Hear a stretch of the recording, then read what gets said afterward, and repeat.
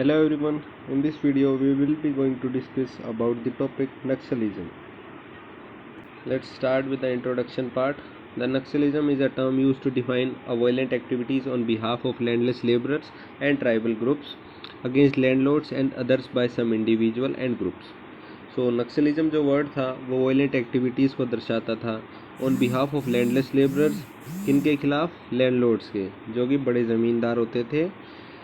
तो ये naxalite movement कब सामने आई? The Naxalite movement came to the forefront in the late 1960s में ये मूवमेंट आई। कब आई? When Naxalbari became famous for the left wing revolt that took place in West Bengal. और इनका जो मेन ऑब्जेक्टिव था वो था redistribution of land to the working peasants. Now let's discuss the reason behind Naxalite movement.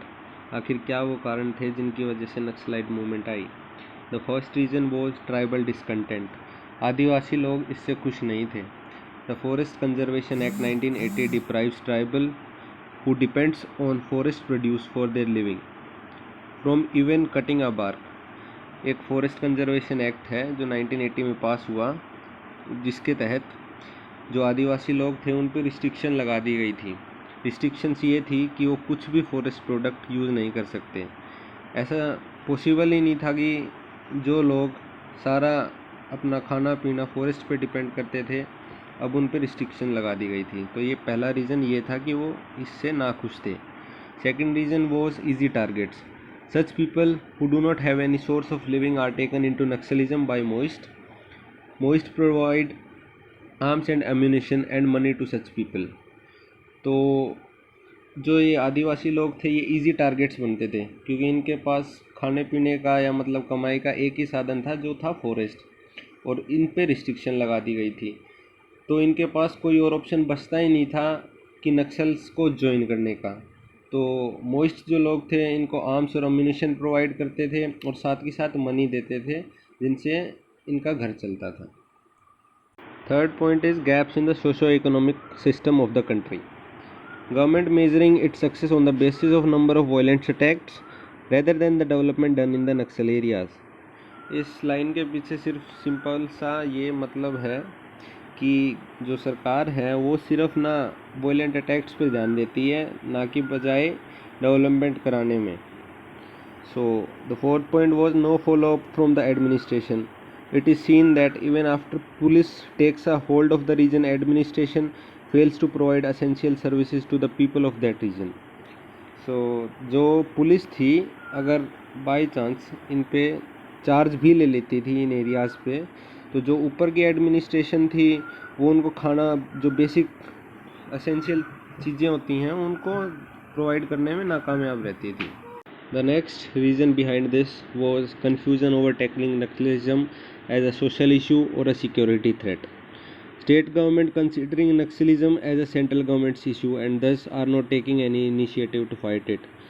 तो ये समझ नहीं आ रहा था कि नक्सलिज्म को एक सोशल इशू लिया जाए कि एक सिक्योरिटी थ्रेट लिया जाए। तो state government was blaming central government कि आपका इशू है ये, तो इसी चक्कर में कोई भी ध्यान नहीं देता है। So the next point is absence of strong technical intelligence. There is a poor technical intelligence when it comes to tackling naxalism. Infrastructural problems, for instances some villages are not well connected with any type of communication. तो इस point से ये पता चलता है कि जो ऐसे एरियाज़ में है ना, वहाँ कम्युनिकेशन नेटवर्क भी अच्छा नहीं है, जिसके कारण जो नक्सलाइट की मूवमेंट है उनको ट्रेस नहीं किया जा सकता, या पुलिस कभी भी मतलब पुलिस एक दूसरे से मदद भी नहीं मांग सकती।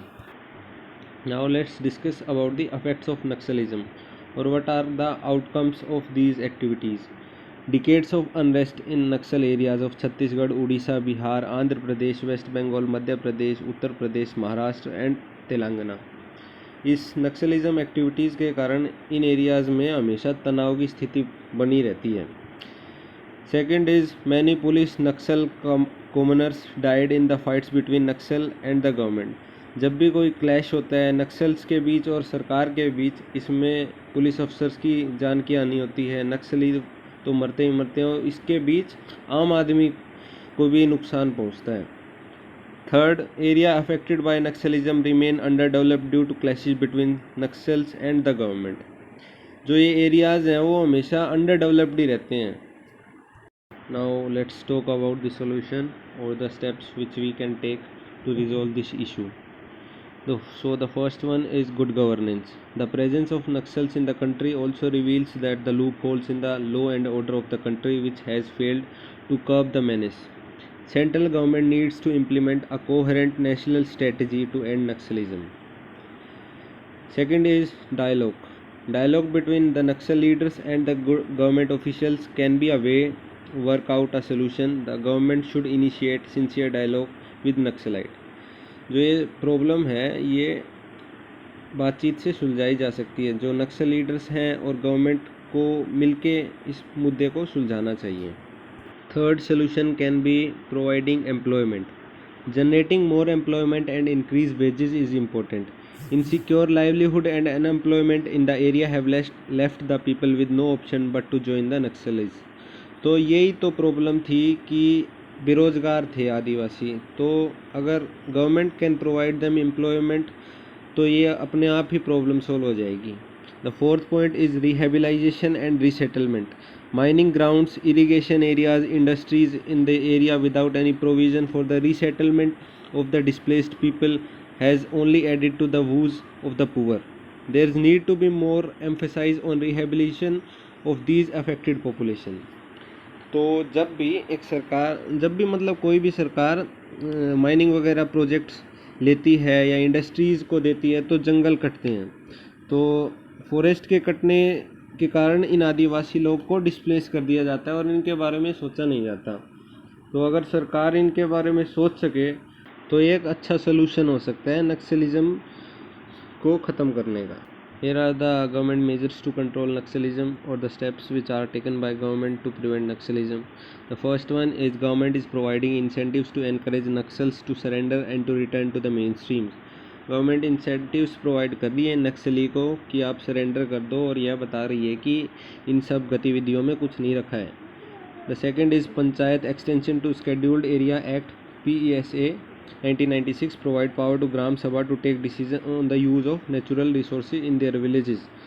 जो पंचायत है वो ग्राम सभा को पावर दे रही है कि आप अपने बीच डिसाइड कर सकते हो कि आप फॉरेस्ट रिसोर्सेज का कैसे यूज़ करोगे। The third is Indian government is conducting meetings to the minister and official of the affected areas. At last, I would like to conclude by saying that Naxalism should not be seen as a mere internal security problem. Instead, it should be treated as a societal, political and development issue. Indian government should work more to earn the trust of the tribal people. नक्सलवाद को एक खतरे की तरह नहीं देखा जाना चाहिए, बजाय इसके कि डेवलपमेंट करनी चाहिए उन एरियाज़ की जिसमें नक्सलवाद एग्जिस्ट करता है। Thank you. If you like the video, please do subscribe our channel.